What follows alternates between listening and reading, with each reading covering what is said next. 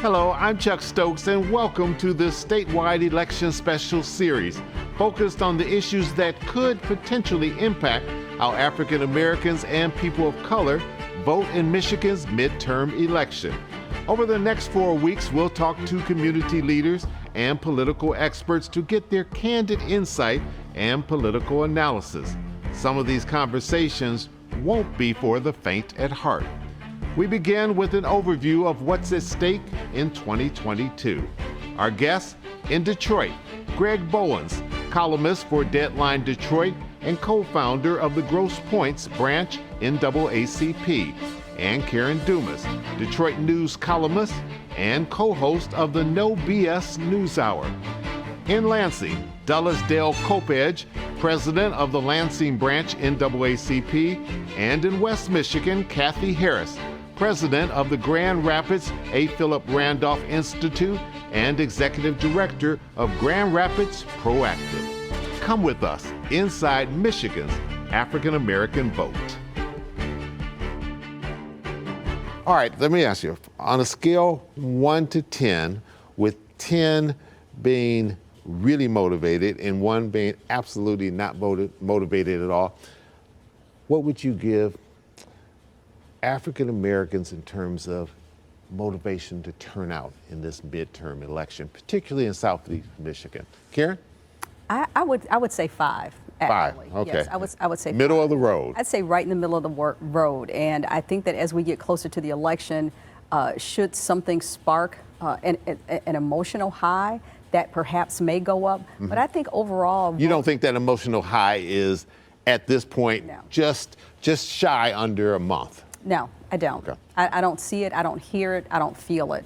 I think that the issue of abortion is at the top of the list, so that takes precedence for women. Number one issue, without a doubt? I think that's going to be the number one issue in the election. But I think for African Americans, the overall landscape is just pretty tepid. I just don't see or feel a level of interest or excitement. A lot of black voters are just realizing that what we do is constantly repeat the same pattern, and that we're still asking for the same issues and the same solutions to the same problems 50 years later. Greg Bowens, where would you rate it? I'm surprised. I'm actually lower than Karen. I'd put it at a 3. Really? And the reason why is because some of the issues that Karen just talked about, but there's been no real motivation.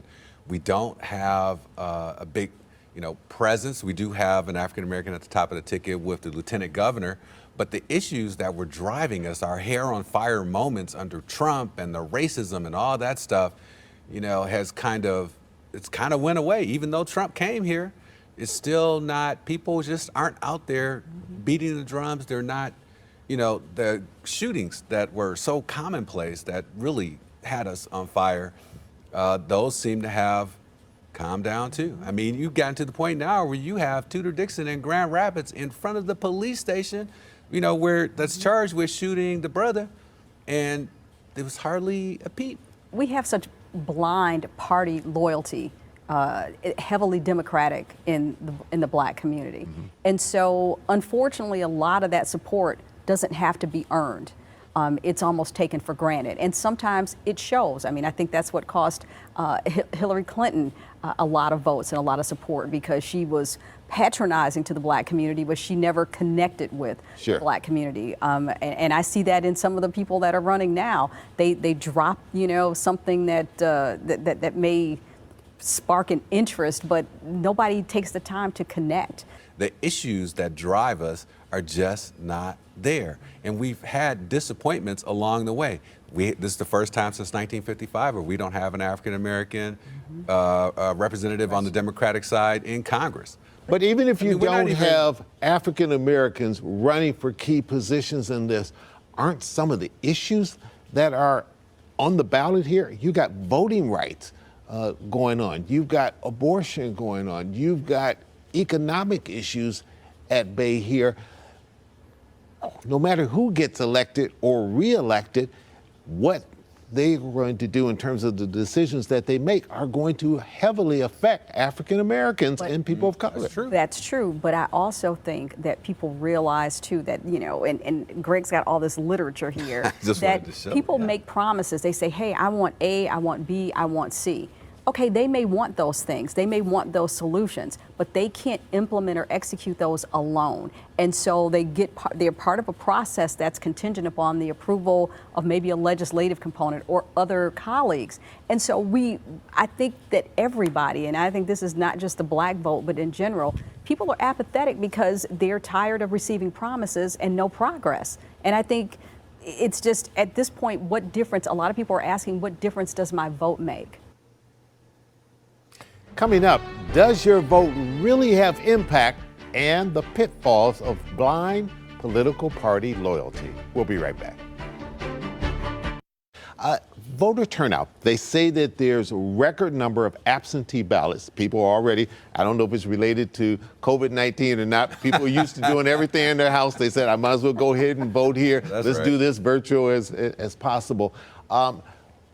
Projections on turnout for Southeast Michigan, and if Southeast Michigan doesn't turn out big, because the largest number of African Americans and people of color are over here in Southeast Michigan. That's right. If they don't turn out, what does that mean for the entire state?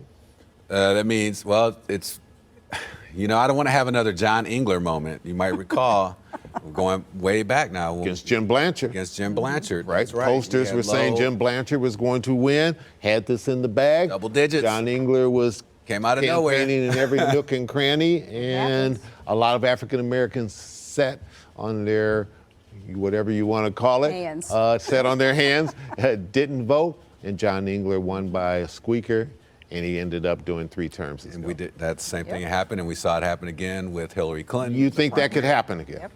I'm concerned that it could happen, Chuck. And the reason why is because, like I said, it hasn't been that focused. The energy around organizing in our communities hasn't been there. You know, it just hasn't. I've seen a lot more activity. Who's to blame for that? Well, I mean, you know, you got the one campaign that's out there for the Democrats, and they're in every part of the state, challenging every district. But this idea of bringing together the community groups and organizing under a banner is just, that part is missing. That part is missing. And so when you talk about abortion and we talk about rights, and we know that it's going to really impact Black women, women of color, poor women, right? And yet that issue hasn't been presented to the Black community, the brown community, in that kind of way. All right, let me be devil's advocate. I got all this stuff. It's all about restore your rights, right? Here's another one. You know, I mean, we're all over the place when it comes to this, but nothing that like really has the soul that drives you to do stuff. All right, let's stay on this abortion issue for a minute. The reproductive rights. Karen, you said it is clearly the #1 issue. Is that maybe not resonating with the African American community? Because quietly, if you talk to a decent number of African Americans who oftentimes are very religious, and go to church every Sunday, I'm going to vote a different way, but I'm not going to say anything about it. Well, and that happens a lot too, Chuck, you know, and we say all the time, yard signs don't vote. And so, That's you know, right. what people say and present publicly aren't always reflected in the vote that they cast. But I also think that Black women, especially, you know, we're disproportionately treated in the medical industry. I mean, we have conversations about that all the time, about how pain and your issues aren't taken seriously. And is there a conservative thread going through the African American community that may be deeper than a lot of people are talking about? Yes, it is. And people are, you know, criticized if they say that they are a Republican or they want to vote out of the Democratic Party, and that shouldn't be the case. I think we need to move away from party loyalty and start to look at the person and look at the issue. Who delivers on their promises, who what you and Gray were talking about originally. Who can at least put forth the effort to. These people don't even put forth the effort. I was telling Greg, you could change the name on a lot of this material and it would still apply in the next election. Nothing changes. Right. The opportunity to lay out a brighter future that will drive people to the polls has not happened yet. I am a big Gretchen Whitmer fan. It's the truth. But at the same time, we haven't seen her talk about the shining city on the hill. and how, tomorrow can be better for us. African Americans in this region have not had a plan. We've never had a succession plan. Once upon a time, elected leaders, whether it was McNamara, whether it was Young, I mean, they had a political machine. Those political machines don't exist anymore, but those machines functioned for the community that they served. Maybe they served themselves, but they also served the people that put them there, and there was a succession plan. We haven't had a succession plan since Coleman Young was mayor in the city of Detroit. It's been a free-for-all. Look, All right, we're sitting at the most dense population place right now in these studios, Southfield. Everybody knows it. We've seen the great migration going, to the suburbs and stuff like that. And you drive around Southfield just on our way here, I haven't seen one sign, not one sign, and so a political sign, a billboard, nothing, man. And I'm telling you, you got it all here. I got it all here. I got some of it in the mail. All right. But I mean, the same thing is happening in Muskegon. What's happening in Saginaw? What's happening in Lansing? Flint. Flint should be on fire in terms of making sure that, people turn out and vote, because we saw what happens when politicians don't pay attention. The entire city gets poisoned. But the water and the crime issue in Flint, and nobody, I mean, it's like, okay, nobody's saying anything, nobody's doing anything, and everybody gets a pass. Dana Nessel, threw out an entire investigation and said, okay, no charges will be filed, and nobody's up in arms about that. And that can lead to the apathy. We see, our brothers and sisters in Dearborn and the Arabic community and these other communities who have risen up and have increased their representation. Meanwhile, African American representation has fallen off. And I believe the number of black folks in the Detroit delegation, I believe that number is cut in half, I want to say. But we were also making a big deal about not having any congressional representation by the largest African American city in the state that has a white mayor. That sends a whole different message. I mean, we get trashed by people in other cities. People are saying, why, or how does that happen? How does this happen? So we're complaining about not having congressional representation, but politics is local. You start at home. So it almost comes across that, this was just an empty chant that we wanted something else when we don't. You got to start here first. All right, it seems like we've gone backwards. That's the thing. And nobody's saying that you can't have a white person do the job. Of course they can. But at the same time, if representation matters, how come we don't have black folks? But if it matters, it has to matter across the board. That's what I'm saying. I agree with All right. Interesting discussion. When we return, we'll talk to Lansing Branch NAACP President Dulles Dale Kopech. We'll be right back. President Kopech, you have the responsibility of looking after civil rights in the middle part of our state. You represent a well-established, long-established civil rights organization. What's on your radar as we round the corner headed to Election Day? We're keying in on Proposal 2. Proposal 2 is one that protects the rights of individuals to vote. And the NAACP at the state conference level supported this particular item, along with the Voters Non-Politicians organization, to get it on the ballot. What is your biggest fear if this does not pass? If it does not pass, we could be set up for a lot of, suppression voter bills being pushed through, or the idea or concept to neglect people having an opportunity to go out and vote. And that's a huge concern with our community, not having that access and that ability. Some of the proposals that they have there with the drop boxes and the ability to get out and do absentee voting is huge for people of color. Sure. The other proposal that I think you said you're very concerned about is Proposal 3? Yeah, Proposal 3 is very important to protecting people's reproductive rights. That can protect individuals who may go out to some other state or some other location to have an abortion, and it can be done in a manner that would jeopardize their health. And so giving people the right to control their pregnancy and abortion options is very crucial in our area. Critical race theory, that's on your radar? Yeah, we're concerned with that idea. I think our young people need to understand what contributions that minorities have given to the state, not only state but the nation, from the beginning or the inception of the country to the current date. And that would not only be for people of color, but different types of religions, and also people's how they live or work in the community. And so we're looking at natives, we're looking at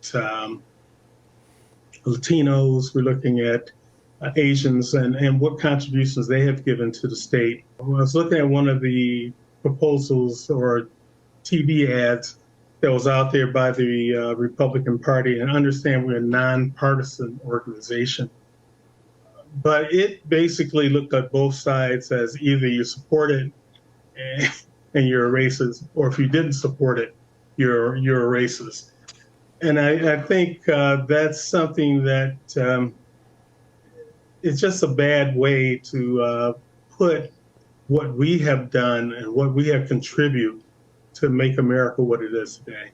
There have been a number of shootings involving young people and police officers in the Lansing area. What is going on there?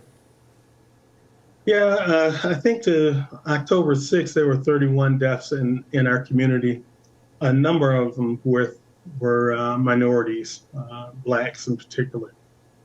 The ages was 17 through 27 was the largest group of individuals that have passed away.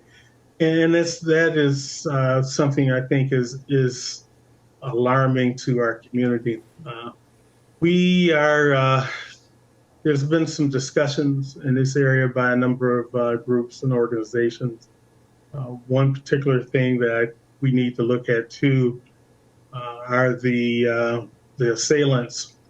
The youngest assailant was 14 to 17 to 20 that actually performed these murders, and it's a hard tug on our community.